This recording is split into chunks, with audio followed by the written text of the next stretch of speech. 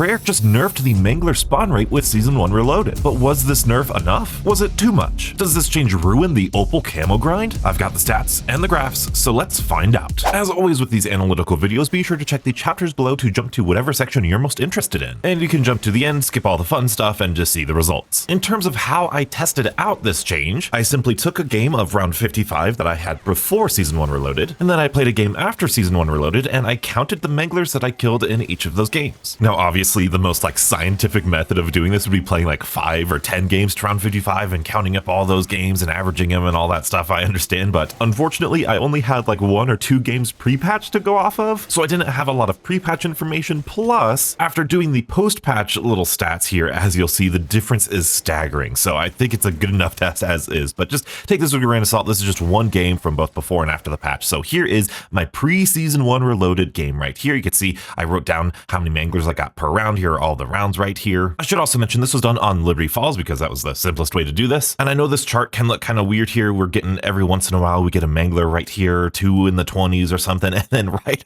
around 31, it starts with 4 Manglers. Before that, we had only gotten 1 or 2.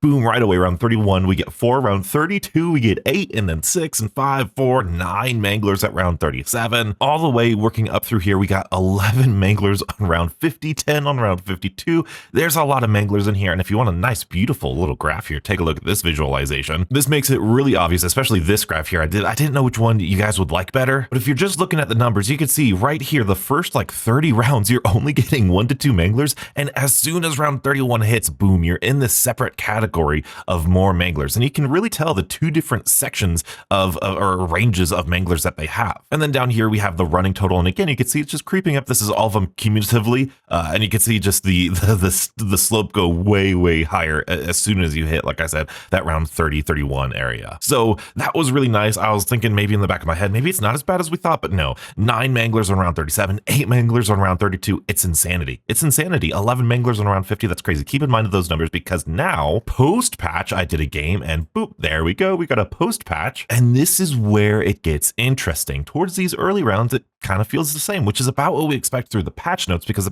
patch notes said that they decreased the Mangler spawns in the mid to high rounds and they put a cap on how many Manglers spawn in at a time. And I gotta say, playing this game, that was very felt. Look at this, round 31, we get 3, 2, 2. We've got 1 Mangler on some of these round 30 rounds. We got 3 here. And then at round 40, round 41 around, we got 5 Manglers. And that was about the next bracket up. 46, we got 6, 47, we got 5. And you can definitely tell after round 40, it increases to another bit, but nowhere near what this was, 9, 6, 7, all of this stuff. And in terms of the Manglers and the feel of how the game played, at round 45, and pre-season 1 with the game, how the game launched, there were 7 Manglers at a time on round 45. It was insane. However, in this post-patch game, I could only really find 4 Manglers at a time. And even then, I didn't know if I had killed one at the time or if it was still burning from my napalm, but it was 3 or 4 at a time. Obviously, it was only 3 or 4 per round during these higher-ish rounds. So in terms of a feel, especially on the Liberty Falls, it feels so much better. It feels so great. I love this balance in terms of a game feel.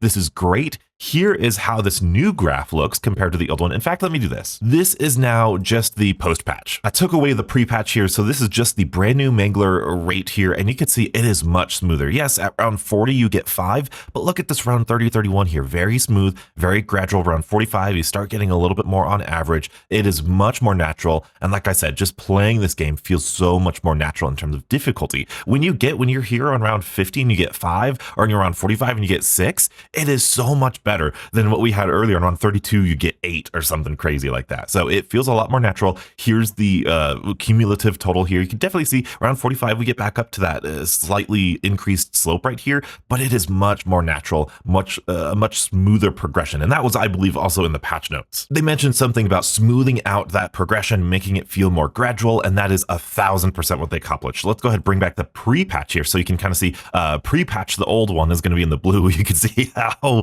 you're getting 8 on round 32 compared to 2 or 3, sometimes 1. Some of these rounds don't have any because some rounds won't have a bug round or don't have a bug round, so the chart doesn't actually have it there. And then the slope here, you can see much smoother, much smaller here. You can kind of see just gradual, really good. However, the biggest problem, or the only problem with this, I could say the only problem, people are worried about how does this affect the Opal camo grind. So that's kind of why I did this running total here to see how long does it take you to get Opal camo, which is 30 special kills, 30 Mangler kills, 30 Doppelghast kills or whatever in a single game. So let's take a look at that here. So preseason, we got all the way up to round 33, 34. I don't know if this was bug round. I mean, this was a bug round, so I don't know if it wasn't a bug round if you get any earlier, but on average, round 34-ish, you know, I want to say mid 30s, you're going to get your first Opal camo. And because of how many Manglers you're getting that second Opal camo around round 40. You're getting your third one on round 47. So if you do around 50, well, I guess around 50, 51, you're still getting about 100. So you get about 2, 3 if you're pushing it, Opal camos for one game of around 50 game here earlier. Now, post patch, I'm sure you could probably take a look yourself here, but we have to go all the way to round 38 to get our first camo. Because this round 30 doesn't get any steeper anymore, you could see this is where we like, it doesn't look that bad. You know, round 34 versus round 38, that's not terrible, but the difference starts to show when you get your next Opal camo here, 60 Manglers or 60 special enemies here at round 48, if you're killing them all with the weapon, of course. By the time you get your second Opal camo, now post patch, you would have been well in your way towards your fourth Opal camo. You already have 3 because 90 would be 3 total sets of 30 Manglers and such. So it is a very noticeable decrease, a very noticeable nerf to the Opal camo grind, because you can see even around 55, we don't even have enough Manglers to get 3 Opal camos in one game. Now, like I said earlier, playing this post-patch game, I didn't want to stop on round 55. It was still fun. I need to do a live comp just to show you how it actually feels, but it feels like your guns still are worth using in these higher rounds. Now, obviously you still have like armored zombies and all this stuff, but in terms of grinding out camos, I think it's going to be easier in terms of difficulty, but harder and more tedious in terms of time. Now, I did calculate the change or the difference here, but these numbers are not accurate because, you know, some rounds have bug rounds, so it's just this change thing, it's not very accurate. I just wanted to show you that we actually got a total of 61 less zombies or less Manglers post-patch than we did pre-patch. So that is, you know, 2 Opal's camos worth of Manglers less, which is, in my opinion, a good thing. However, not only did we get a Mangler nerf in Season 1 Reloaded, we also got a brand new map with a brand new special enemy, the Doppelghast. And from what I experienced of Citadel de Mort and the Doppelghast, I thought, man, these guys spawn in way more frequently than Manglers. So what I did was I played a game of round 55 of Citadel de Mort right here, and I did the same thing. I tracked how many Doppelghasts that I got throughout all of the rounds. And as you can see, at times there is more Doppelghast in the round. Like you see round 35, we got a 5 Doppelghast here, 5, 6 here. But overall, we got about the same amount of special enemies here. But this is a little bit different. The Doppelghast is a little bit different than the Manglers. If you didn't know, Black Ops 6 Zombies has a unique take on special enemies this year. Sometimes when you kill a zombie, it will spawn in a spider from its head. That evolutionary chain goes sometimes when you have a spider, it will transition into a parasite. And now with Citadel de Mort, if you have a parasite, sometimes it will latch onto a zombie and morph into a Doppelghast. And so these early rounds, around 35, 38, this stuff, these sort of mid-ish rounds, I was training around with my weapon and I was taking a long time to progress these rounds. But here in the 40s, I start doing the mutant injection strategy, which means I'm killing zombies really quickly. So that might mean that there's less opportunity for a parasite to latch onto a zombie to turn into a Doppelghast. I'm not sure if that affects these numbers at all or anything, but that could be an effect here. So when we look at these numbers, I want you to keep in mind that sort of nuance and interesting take here, because as you can see,